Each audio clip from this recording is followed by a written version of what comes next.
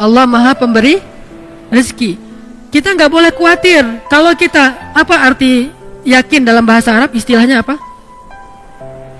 Percaya dalam bahasa Arab istilahnya apa? Iman. Iman itu dari bahasa aman yang artinya nyaman, tidak ada rasa gundah, tidak ada gangguan, tidak ada zilzal, guncangan, tidak ada raib, keraguan-raguan, aman. Maka orang yang beriman hatinya aman. Orang yang beriman hatinya tentram. Orang yang beriman hatinya nyaman. Kalau kita yakin bahwa Allah Maha Pemberi rezeki, maka kenapa kita merasa takut? Kenapa kita merasa sedih? Kenapa kita merasa khawatir? Kenapa kita merasa gundah? Kenapa kita merasa was-was? Kenapa? Berarti kita tidak benar-benar yakin Allah Sang Pemberi rezeki. Kenapa khawatir? Allah kan yang ngasih rezeki. Kenapa kita harus ngebela-belain banget sesuatu yang Allah benci? Kita ambil sesuatu yang Allah larang demi mendapatkan sesuatu nasi, katanya ikhtiar. Padahal Allah yang memberi rezeki, bukan pekerjaan, bukan seseorang, bukan siapapun, tetapi Allah lah yang memberi rezeki. Sehingga orang yang yakin kepada Allah bahwa Allah itu Maha Pemberi rezeki, dia tidak akan, pikirannya itu nggak akan kemana-mana, nyaman. Tapi ketika dia mulai suuzon sedikit saja, bisa nggak ya saya makan hari ini? Berarti dia sudah suuzon kepada zat Allah Sang Maha Pemberi rezeki. Kalau saya nanti nikah, saya bisa ngasih makan nggak kepada istri dan anak-anak saya? Asa ayyughniyahumullah, kata Allah. Allah yang akan mencukupkan kebutuhan mereka. Yughni bukan cuma cukup, memperkaya mereka. Ngapain lagi khawatir? Yang penting laksanakan perintah Allah. Kalau Allah bilang kerja, ya kerja.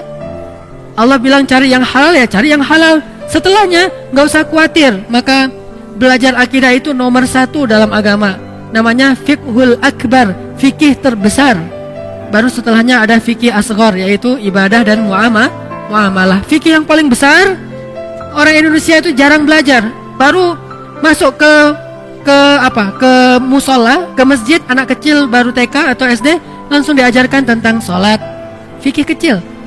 Diajarkan tentang akhlak, fikih kecil. Sedikit yang diajarkan tentang akidah, yang itu adalah fikih besar. Sehingga walaupun dia udah sholat, walaupun dia udah tahu tentang ibadah, tapi dia belum punya keyakinan yang kuat sehingga gampang galau. Muncullah generasi galau. Kenapa? Nggak ada akidahnya. Coba lihat di Mekah, ayat-ayat yang turun di Mekah, apa isinya? Akidah akhirah, akidah akhirah, akidah akhirah. Iman kepada Allah, iman kepada hari akhir. Itu aja terus isinya. Baru nanti setelah di Madinah muncul sholat yang sudah 5 waktu. Walaupun dia menjelang hijrah ke Madinah, sholat 5 waktu, kemudian puasa, kemudian zakat, kemudian jihad, kemudian menutup aurat, hijab, kemudian haji, umrah di Madinah. Kalau sholat menjelang Madinah, walaupun sholat itu udah ada sejak awal risalah, tapi dikonsep dalam bentuk 5 waktu menjelang ke Madinah. Intinya syariat itu baru muncul setelah sampai di Madinah. Sebelumnya akidah akhirah, akidah akhirah. Coba lihat ayat-ayat tentang yang di juz amma, rata-rata akhirah, akidah. Ini menunjukkan bahwa yang harus kita bangun terlebih dahulu adalah jangan suuzon sama Allah. Kalau kita udah gak suuzon sama Allah, insya Allah kita gak akan suuzon sama manusia. Kita tidak akan menjelek-jelekkan manusia. Kenapa? Bagaimanapun juga dia adalah ciptaan Allah. Makanya salah satunya yang paling gampang, misalnya Allah Maha Pemberi rezeki. Udah, kenapa ragu? Kenapa kita bilang ini jangan, ini gak boleh, pekerjaan ini haram, tapi keuntungannya gede? Berarti makin gede dosanya. Udah, tinggalkan saja pekerjaan ini, ambil pekerjaan lain yang halal. Terus saya mau makan apa? Ini yang nggak yakin sama Allah nih, iftira. Ini suuzon sama Allah. Kalau misalnya dikatakan ini haram Ustaz, haram. Tanya lagi ke Ustaz lain, Ustaz ini halal nggak? Haram. Ustaz ini halal nggak? Haram. Dalilnya jelas. Ya sudah, mulai hari ini juga saya langsung akan resign. Saya akan minta berhenti. Bahkan uang pensiunnya pun saya nggak berani makan. Kalaupun saya ambil, saya kasih ke fakir miskin, tapi saya tidak akan makan. Kenapa? Saya tahulah Allah yang Maha Pemberi rezeki. Falima syak. Lalu kenapa ragu? Kenapa was-was? Kenapa khawatir? Gara-gara kurang yakin kepada Sang Pemberi rezeki. Kan enak hidup kalau udah yakin sama Allah Maha Pemberi rezeki. Dan yakin itu yakin yang paling benar. Kalau keyakinan kepada selain Allah, keyakinan yang palsu. Hari ini kita mendapatkan bukti, besok udah nggak ada lagi bukti itu. Dia sudah mengecewakan. Tapi kalau yakinnya kepada Allah, Allah Maha benar. Kita sering mendengar itu, Shadaqallah. Bahkan kalau ada orang yang ngaji lupa bilang Shadaqallahul-Azim, kita protes. Tapi kita nggak percaya sama Allah, itu aneh tuh. Ada orang ngaji, kan Shadaqallahul Azim itu bukan bagian dari ayat ya. Jadi kalau kita habis ngaji bisa bilang Shadaqallahul Azim itu dengan keras atau pelan. Nggak harus Shadaqallahul Azim. Itu kan qori. Kan kita nggak harus gitu. Kita bisa baca misalnya wasa'at masira Shadaqallahul Azim. Bisa. Atau bareng-bareng Shadaqallahul Azim semuanya, kan bisa kan? Namanya juga bukan ayat. Kalau lupa dibaca pun tidak dosa. Tapi karena luar biasa ya kita ya, hebat. Kalau ada yang lupa bilang Shadaqallahul Azim, Ustaz kok tadi nggak pakai Shadaqallahul Azim?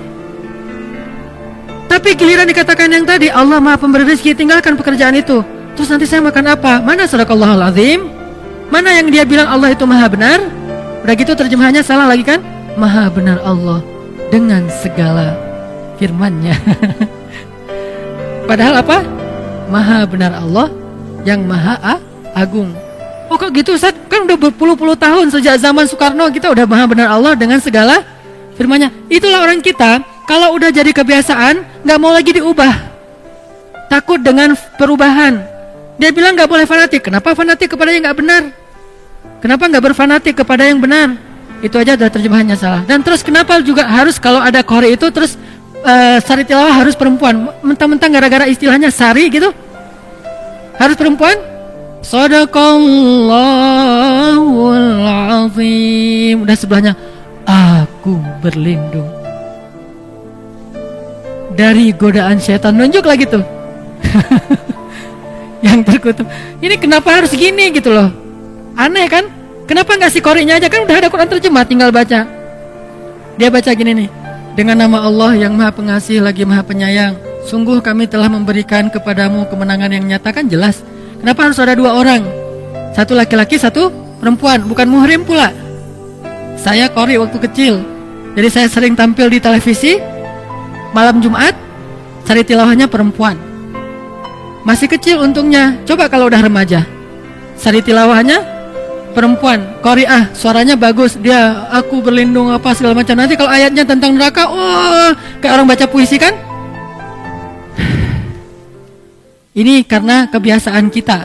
Makanya kalau kita rajin bilang Shadaqallahul Azim, kenapa Shadaqallahul Azim itu nggak masuk ke hati? Kenapa cuma di lisan? Shadaqallahul Azim, Maha benar Allah yang Maha Agung. Kenapa enggak? Oh benar tuh, memang benar, ayat itu memang benar. Memang Allah Maha Razzaq, memang Allah Maha Rahman, memang Allah Maha Ghafur, memang Allah Wahhab. Jadi kalau misalnya dia belum dapat anak, berdoa lagi, berdoa supaya Allah kasih anak. Udah berdoa, bukan udah, nggak ada cerita udah berdoa, terus berdoa. Kenapa? Kalau nggak dikasih anak nanti dikasih di mana? Di surga. Emang di surga ada anak? Hadis riwayat Tirmidzi. Baru aja kemarin saya baca. Kata Nabi, ketika seseorang menginginkan anak di surga, hari itu juga istrinya hamil dan melahirkan tanpa rasa sakit. Hadis riwayat Tirmidzi.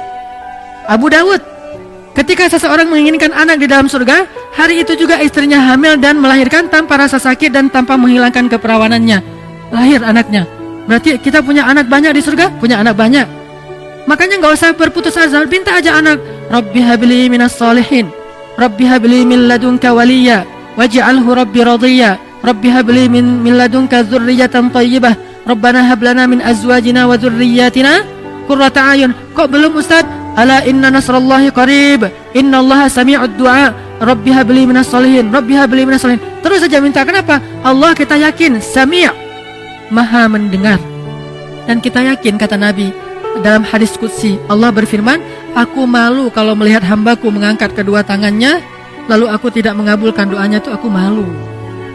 Maka kalau kita yakin sama itu, terus saja minta. Allah nih pasti malu nih nggak ngabulin. Allah beri saya anak, pasti Allah malu, pasti Allah mendengar. Tapi kalau kita bilang Allah dengar nggak ya, itu suuzon.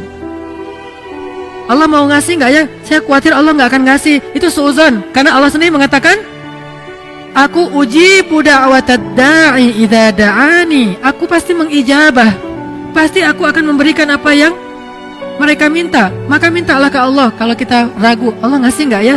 Allah mendengar nggak ya? Berarti kita udah su'udzon terhadap Allah, iftira.